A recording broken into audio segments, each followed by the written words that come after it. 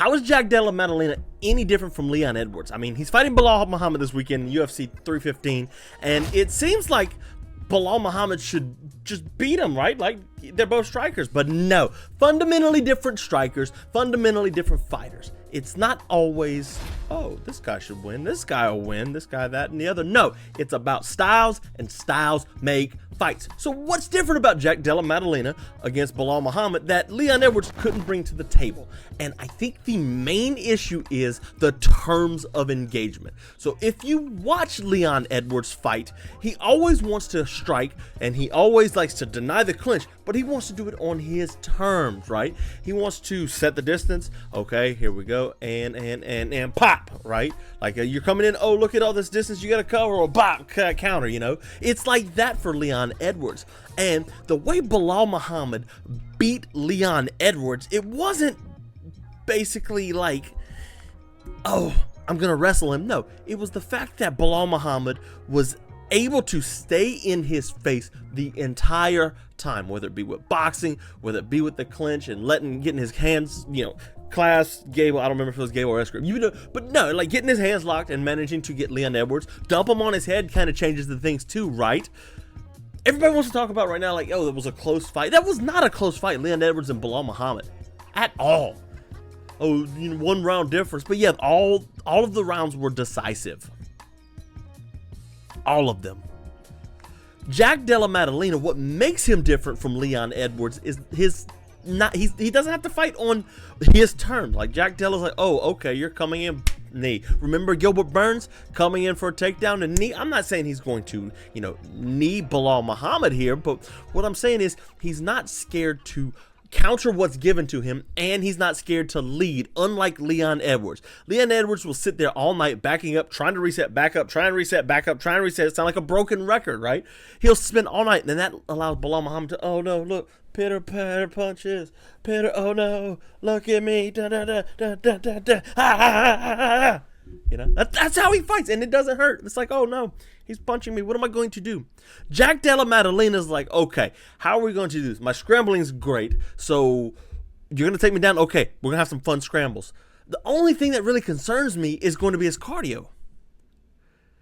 He's been tired before, and Belal Muhammad, let's be honest, even at 36 years old, wink, wink, nudge, nudge, like, hey, he's 36 and he's still got cardio. No comment. The cardio does concern me. But at the end of the day, I said this on the MMA Draw. I said I look at Belal Muhammad like I looked at Tyron Woodley and Kamaru Usman. And I don't mean that disrespectfully to either three of those guys, but they were all guys that's like, oh, yeah, Stephen Thompson's going to beat him. Stephen Thompson's going to beat him. Gilbert Burns can beat Kamaru Usman. Colby Covington can beat Kamaru Usman. None of them did. Not a single one. And that concerns me with Belal Muhammad, because if I'm feeling that way about him, there's a good chance that he comes back and it's like, oh, wait. Nobody's beating Belal. Jack Della? No. Shavkat, what's he going to lean on him? It's not going to happen. So this fight I'm excited for. Rest of the card, not so much, but it's not a terrible card. UFC 315, that is. It's not a terrible card. Valentina Shevchenko and Manon Fiorot is the co-main event. Are you excited? I'm not. So Manon Fiorot, you know, had a presser today, and she said something along the effects of the MMA game has caught up to Valentina. And while I think women's flyweight is getting better, strawweight's the best division, and bantamweight's like a desolate wasteland. I don't even think we do featherweight anymore. I don't think the game has passed up Valentina Shevchenko. I got a reason to say that, you know.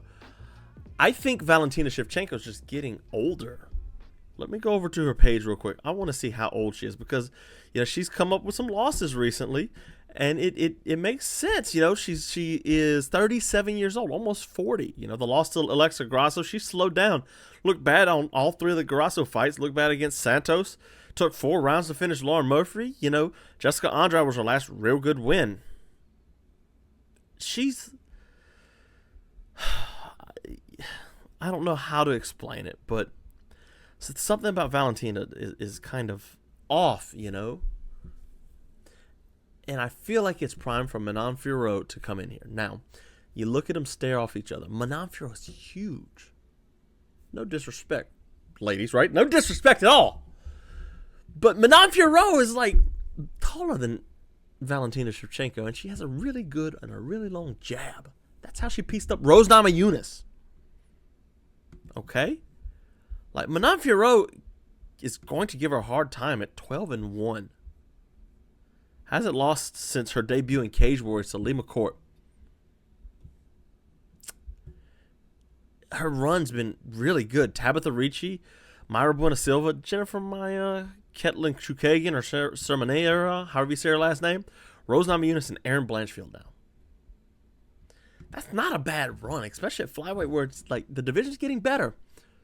The Rose Namajunas win, like, she completely shut Rose Namajunas down.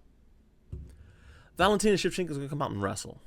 And I haven't really looked at the stats, but I don't really remember Manon Fiorot really struggling to handle a wrestler. Erin Blanchfield tried like the little engine that could, but the little engine could not get a takedown. So this fight's just, it's one of those where I'm kind of like, oh, okay, whatever, this, I got to sit through this to watch Belal and Jack Della. That's fine. But I do think, like, the game has somewhat improved in terms of what Manon Fiorot has said about Valentina Shevchenko. But I don't think it's passed her up. I think she's 37 years old. She's slowed down. She's not as athletic as she once was. She was that much better than everybody else. And the vision was just that bad. Like, in the dirt, bad, right? I think Fiorot's just going to go in there and jab her face off. And Shevchenko's not going to have any answers for it. And we've seen Valentina Shevchenko kind of get lulled into these kind of fights. Alexa Grasso did it in the first two fights. Amanda Nunes kind of had a boring fight with her and just kind of snuck by and stole rounds. I think we're going to see one of those performances. And I hope we don't have to watch Valentina Shevchenko fight for the title again. Like, looking at the top of the division, like, you kind of want to get past Alexa Grasso and Valentina Shevchenko. They fought 3 times already.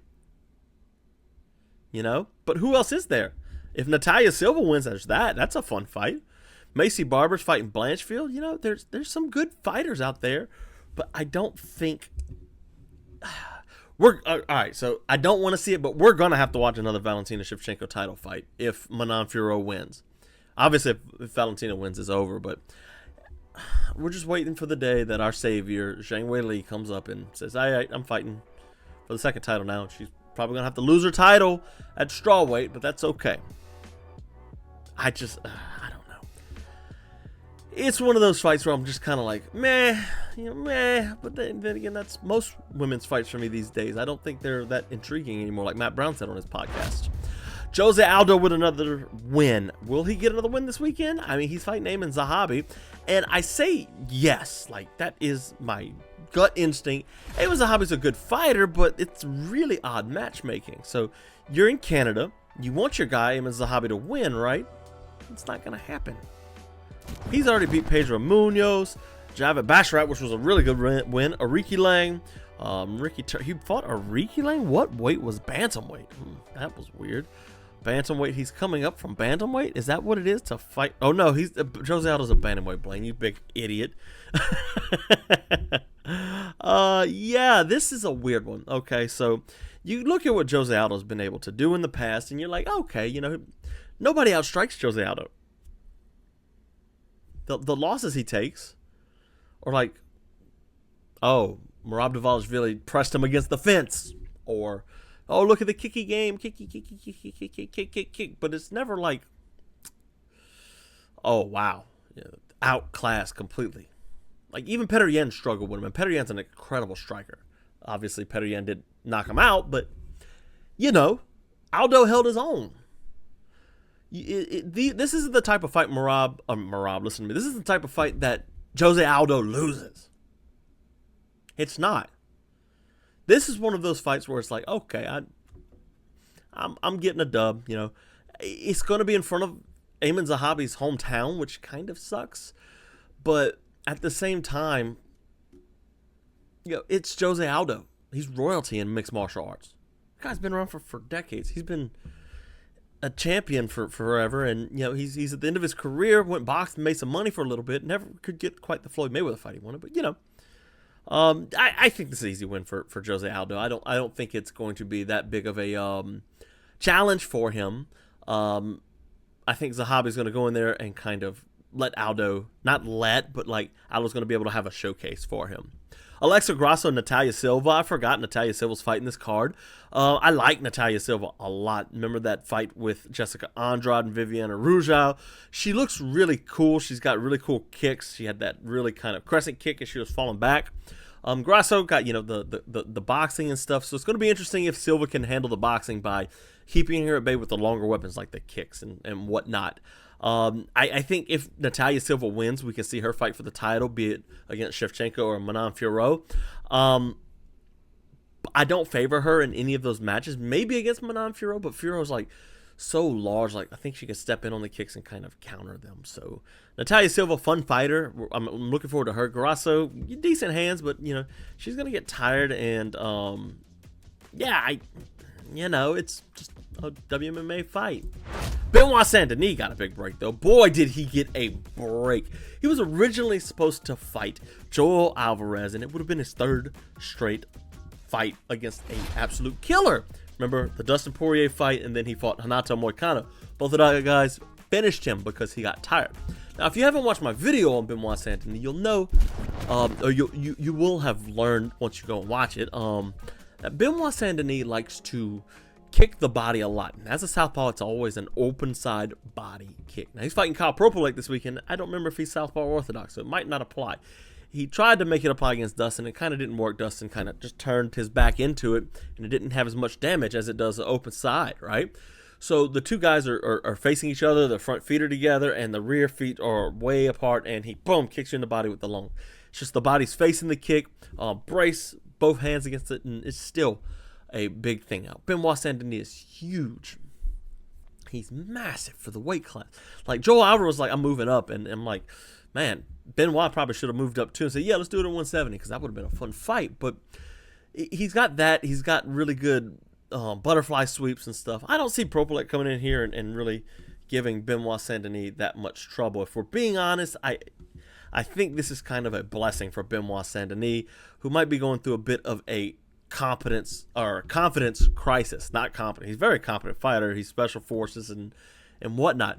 But this fight, he's going to have to come out and take his time and manage to get a win. Now, he's fighting a Canadian. He's a Frenchman. The Canada-French connection's all there. I still, I know Benoit Saint-Denis is going to win. A lot of the hype has fallen off of him. He was 13-1 coming in, fighting Dustin Poirier. He's probably going to fight Makhachev for the title if he beat Dustin Poirier. And he's dropped 2 straight the same exact way. Just going ham in the first round and then getting tired in the second round or the third round if it's Moicano. I believe that was third round, wasn't it? Nope, round 2. Doctor stoppage, eye injury. That's right.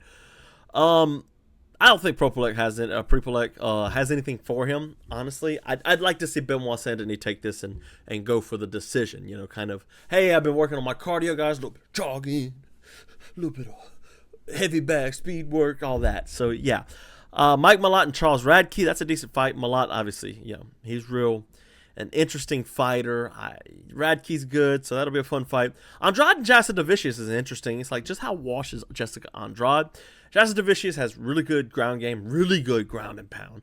And like Tatiana Suarez managed to have her way with Jessica Andrade, just taking her down and earn Suarez the title shot.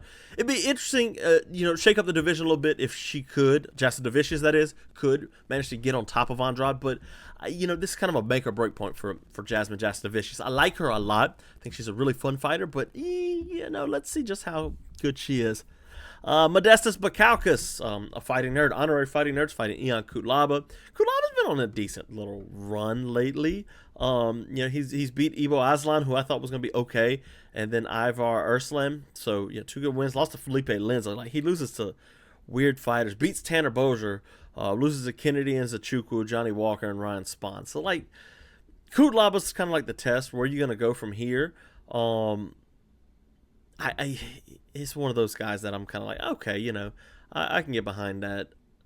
Let's see, who else is on this card? Navajo Sterling and Ivan Erslan, the aforementioned Ivan Erslan, who Kutlaba beat. Marc-Andre Barriault and Bruno Silva, that should be a decent scrap. Daniel Santos and Lee Jung-young, and then Brackatana versus Bezcat Almacan. So decent night of fights, guys. This one's going to be a fun night. I don't like to make picks, but if I'm picking, I'm going, Jack Della and Manon Fiorot. I'm going with 2 and news. Who are you picking? Let me know. Sign off in the comments. Tell me who you like.